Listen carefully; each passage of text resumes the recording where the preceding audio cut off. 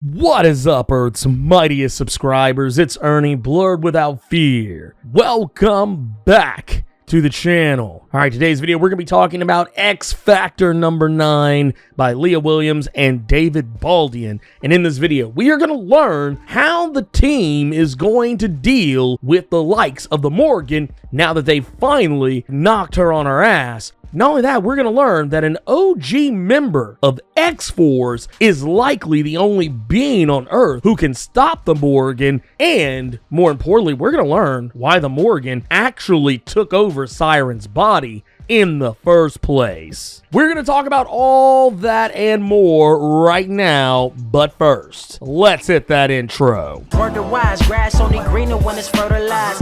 Gave them truth in these songs, they prefer to lies. Destiny beautiful, adrift in her purple lies. You can't see me, you Stevie, wondering how I reach more evolutions than Evie and make it look easy.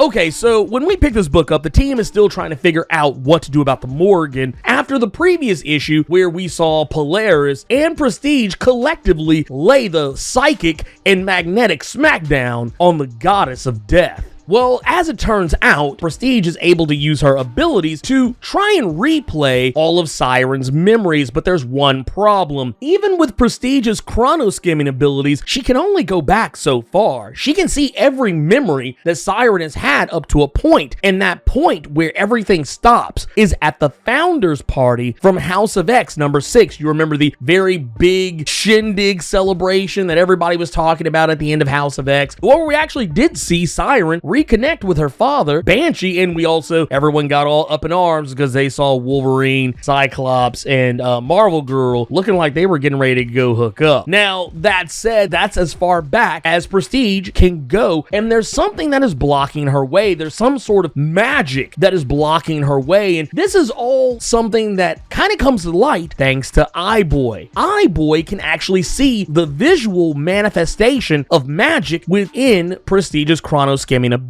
And I'm pretty sure Eye-Boy could even see it in the real world as well, as Eye-Boy does later say that magic leaves behind a kind of residue that is visible to him. Things get even more interesting when Eye-Boy realizes that the thing that's actually holding them back is a Geas. A Geas is, for all intents and purposes, a way to keep someone from saying something. Something that Dakin kind of more succinctly describes it as a God-powered gag order, but if you really want to dive into the minutia as Prodigy does, it is an ancient form of contract, a magical one at that from Irish folklore. Now, that being said, the Geas is what's keeping them from being able to figure out exactly what was going on with Siren before the Founders Party. Why was she constantly dying all the time? Why does the Morrigan have such an interest in her at this moment in time? Fortunately for the team, thanks to some impulsive actions by Dakin, Dakin actually gives the Geas what it needs. He makes a blood sacrifice, slitting his own wrist and giving it some blood, and this actually activates the Geas. It ends up revealing a riddle that is kind of supposed to give the team a way to know how to stop the Geas, how to break it and save Siren from the Morrigan. The riddle being a father to his father, a warrior who is no killer, a traveler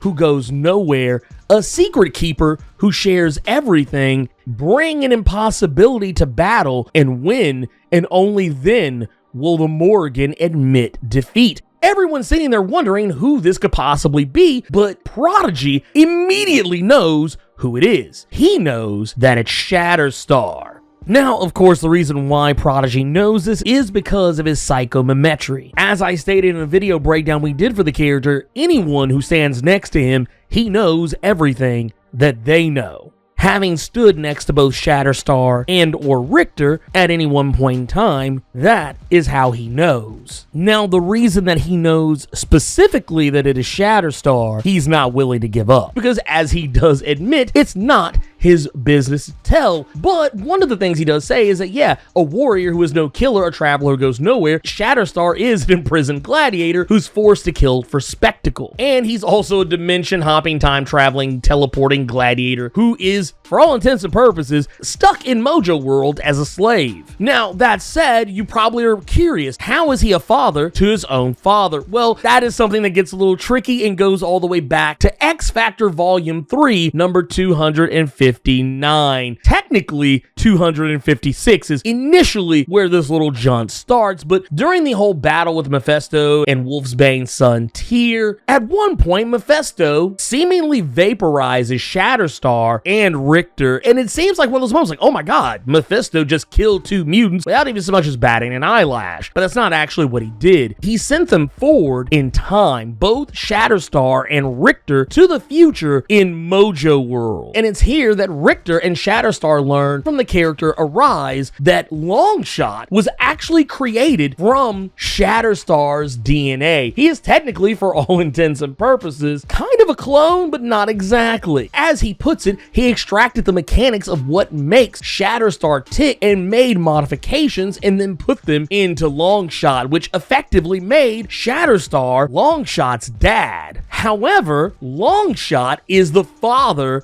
of Shatterstar, and as it turns out, at that precise moment in time, Longshot and Dazzler are expecting a child, and that child that is about to be born was Shatterstar. Now, once the baby was born, Shatterstar comes into existence as a child. They are now forced to have to rewrite Dazzler and Longshot's memories so they don't remember any of this, that there's no effect on the past or the future, that child gets to grow up to be Shatterstar. So Longshot and Dazzler have no clue that Shatterstar is their kid. Not only that, but Shatterstar was forced to take the child away from them and send the child 100 years into the future of the Mojoverse and take him to the people who ultimately wound up raising Shatterstar, and it was all to preserve the timeline. Because if this didn't happen, Shatterstar would cease to exist. Well, presumably. That said, they need Shatterstar, and of course he is enslaved to the Mojoverse and to Mojo himself, and there's no way Mojo is going to give up another mutant. Mojo has been kind of coveting mutants lately. They are kind of a hot commodity for his television ventures and his streaming ventures, more specifically. And even though he doesn't want to give up Shatterstar, X-Factor is going to find a way to make it so by sending in X-Corp on an official level, Magic and the other new mutants coming in and basically bombarding Mojoverse and taking Mojo hostage and basically letting him know that he needs to let everybody go, otherwise he's gonna get the pants sued off of him by X-Corp. Now, this does make for a very interesting moment because essentially now all mutants that were in the Mojoverse are now free and have been sent back to Krakoa, no longer to be in the employ of Mojo. And this does lead to some very interesting things that happen here, because one of the points that we notice is that Dazzler, who was putting on a performance while all this was going on, Dazzler and Shatterstar cross paths with one another, and Dazzler just kind of treats Shatterstar like he's any old body, basically letting us know that the mind wipe is still in play and that Dazzler has no clue that that is her son. Now, things get a little more interesting when we bog it all back down to the Morrigan, because we learn in this issue the truth of why Morrigan had such a stranglehold on Siren for all this time, and it is because Siren sacrificed herself to save all mutant kind.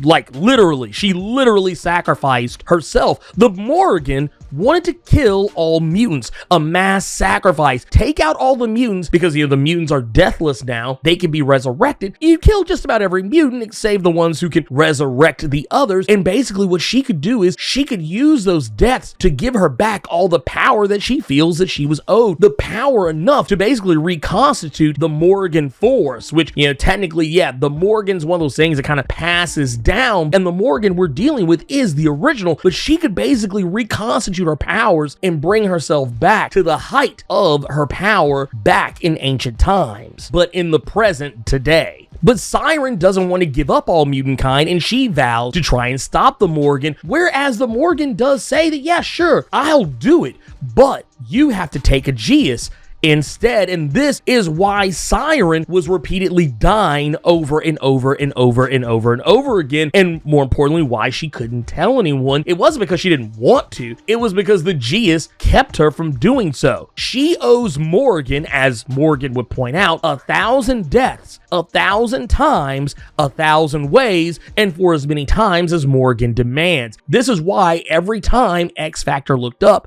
Siren was dead.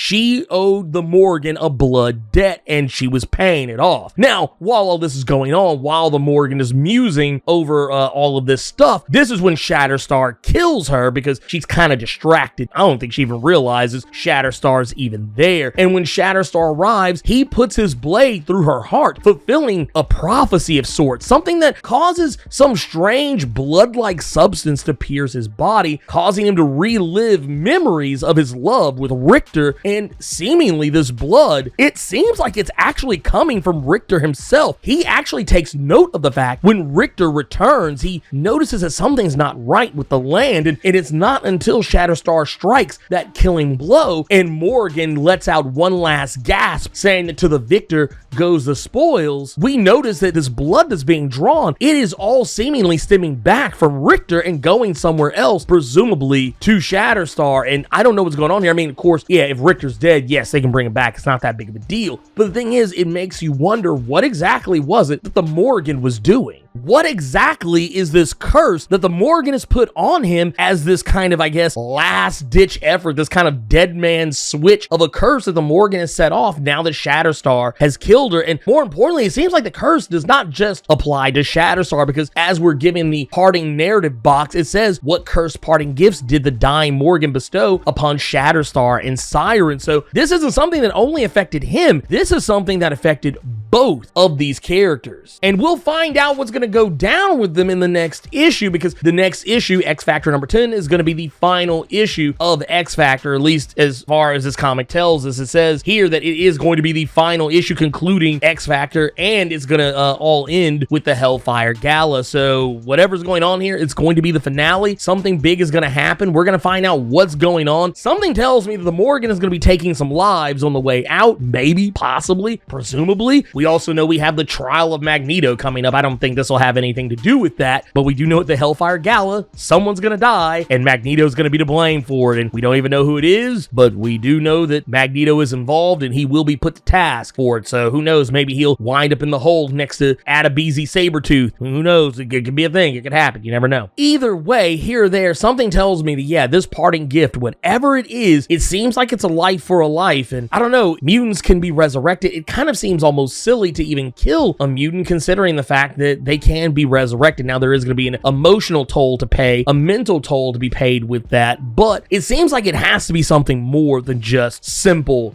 death. Maybe the Morrigan's going to try and take over the people that these characters care about. Shatterstar, who is in love with Richter, and then, of course, with Siren, the case of her, maybe the Morrigan's going to try and take over Banshee. I don't know. It's hard to say what's going to go down here. It's very tough to say, but I'm very curious to see how Leah Williams wraps this whole thing up. It's going to be very entertaining to see. I'm sad to see this book go, because I actually have really been enjoying X Factor. It was a book that I wasn't initially very interested in, like, at all, and it's become one of my favorite books out of all of the, Dawn of X, Reign of X, all of that. Going back to something that actually got touched on in this issue that I actually really thought was a very interesting plot point that I don't know if it's going to get played on anywhere down the road, since X Factor is coming to a close with the next issue, but there is a point that's brought up where Northstar is incredibly concerned about the idea of learning what all his teammates are ultimately capable of, learning that Prestige, her power goes even far deeper than he initially realized, knowing exactly the limits and strength of Prodigy's psychomimicry, also even knowing what Eye-Boy is capable of, knowing that he can see things that the Quiet Council, they don't know about these advancements. And this is actually what leads him to reach out to Daniel Moonstar from the New Mutants, trying to figure out how should he tackle this. Should he keep this information to himself, because he's worried that if the Quiet Council were to learn about any of this, learning about the abilities of these younger mutants, they would try and use these mutants as weapons. That is his fear, and it's a very realistic one, because we kind of have seen it